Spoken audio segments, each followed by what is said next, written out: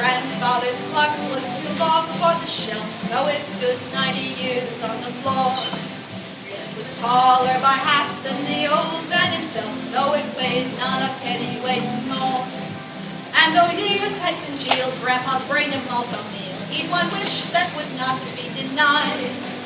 His will said to bury him in the clock when the old man died.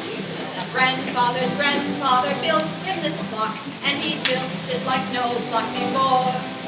But the old so-and-so built it so high and wide that we can't stick it out of the door. And when Grandma'd been calmed and old Gramps had been embalmed, we discovered the clock was too wide. But the goddamn cadaver had gotten jammed, he was stuck inside. Now old Grandpapa's sitting there on the hallway of 917 Cherry Lane. There he stands, the old cuss, making faces at us, which we try to ignore just the same. And we still think of him as we haggard, pale and grim, stagger in through the cold morning light.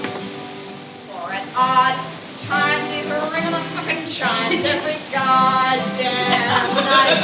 And at 3:22 a.m. Ding dong, ding dong. My God, there goes Gramps again. Ding bong, ding bong. At odd times he's ringing the fucking chimes every goddamn night.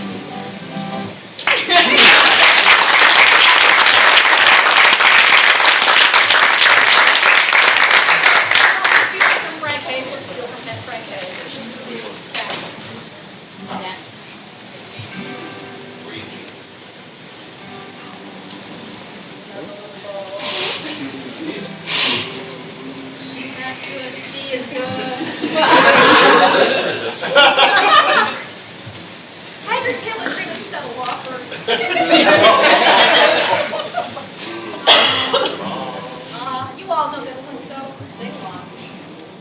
Never set the cat on fire, you only will annoy it. The heat will make the beast perspire, she surely won't enjoy it. Likewise, do not ignite the dog, the snake, the turtle, or the frog. No, never set the cat on fire. And mind your manners, as circumstances may require. Never set the cat on fire. Don't open up the cabin hatch, the air is sure to leave it. And air is very hard to catch, you never will retrieve it. And though you think your life's a bore, don't open the reactor door. Don't open up the cabin hatch. And mind your manners, as circumstances may require. Never set the cat on fire. Don't change the navigator's data, someone's sure to steal. You know the captain's view on that, a very bad idea. He doesn't want his ship to race forever, lost in endless space. Don't change the navigator's data. And mind your manners, as circumstances may require. And never set the cat on fire. Don't start an interstellar war. It has no helpful uses. If people ask you, what's it for? You'll only make excuses. If 30 trillion folks get hurt, you'll go to bed with no dessert.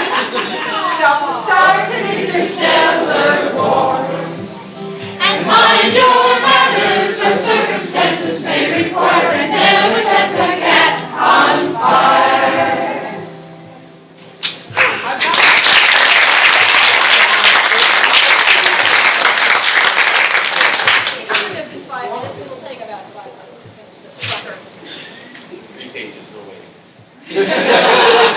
Alright, this is another one we've never practiced before. Practice wins.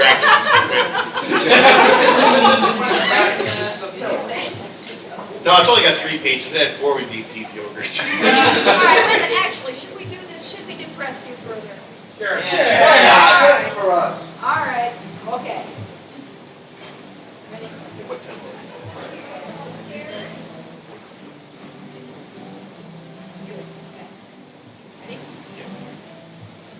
Will you do me a favor, piano man, please? I want you to write me a song. 'Cause they call me the hero of Antelope's Run, and I gotta show them they're wrong. You see, it all started a week ago in the bar down on Corridor 3. There was nobody there but us regular bums, two losers, the barman, me. Knocking down booze in the north corner booth was the old man they called Captain Jed, 'cause he owned a tramp freighter, the old Antelope, shipped like him was half dead. Then Molly, they say, was a crack pilot once, a gal with a brilliant career. But then she started doping on Regulus One, and she finally washed out down here. And me, I wanted the Navy bad, but it seems that they didn't want me. So I stopped chasing stars, started sweeping up bars, for bed, board, and all my drinks free. It was quiet that night with the docks closed down. There was nothing doing for a week. Not a ship was in port, but the old Antelope when the red alert started to shriek. Then the whole station shook like a hurt living thing. Then the lights dimmed and faded away. Then the gravity went. Then the air pumps cut out, and the bartender started to pray. I stow that shithead for the Antelope now. Jet's voice cut the dark like a knife. That station reactor's gone critical load, so run for the docks of your life. When we got to the docks, we found waiting out there every soul that had been left alive. And they begged with their eyes for old Captain Jed to tell them all how to survive. Break out the suits, growls the captain to them, 'cause it's dark and it's airless and cold. But I swear I could get you all out of here safe, packed into the Antelope's hold. Molly, my girl, can you navigate? Aye, but who do we have for a crew? The Antelope only needs 3 hands, he said, and I think our young friend there will do. That confident look that he flashed at me then made my heart fair turn over with pride. And I never once thought about backing away. I think I would rather have died. 200 alive in the Antelope's hold, the captain and Molly and me. We slammed the lock just as the station blew wide. Jed hit the main jets to get free. And that kind of G-force was rough on the heart, too much for the old boy to take. So when we came around and we saw how he lay, we knew Captain Jed wouldn't wait. So I took the comm and the engineer's boards, and Molly took helm and the nav, with the manuals spread out all over the deck, and her mind for what they didn't have.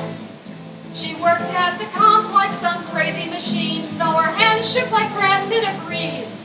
But her skills were still sharp, and she jumped us 3 times, never minded the shakes and GTs. 3 jumps made clean, only 1 more was left when the ship's alarm started to blast.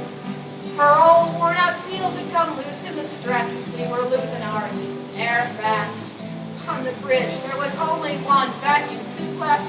His say Lady Luck is stone blind. Heads or tails was the question I started to ask. Then I felt myself hit from behind. When I came to again, I was sealed in the suit. She was belted down tight in her chair, with her hands on the console, a smile on her lips, and ice crystals frosting her hair. Here's the instructions to get us all home.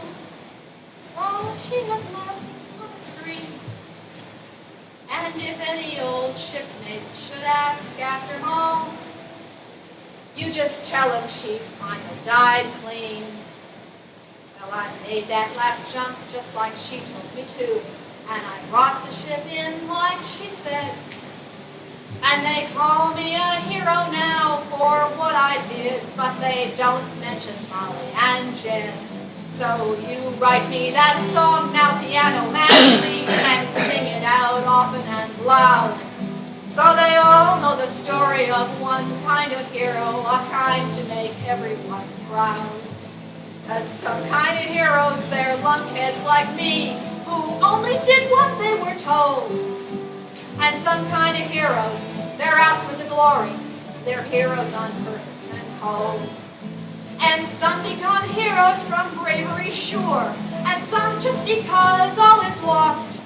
But a few are the heroes like Molly and Jed who just give without counting the cost.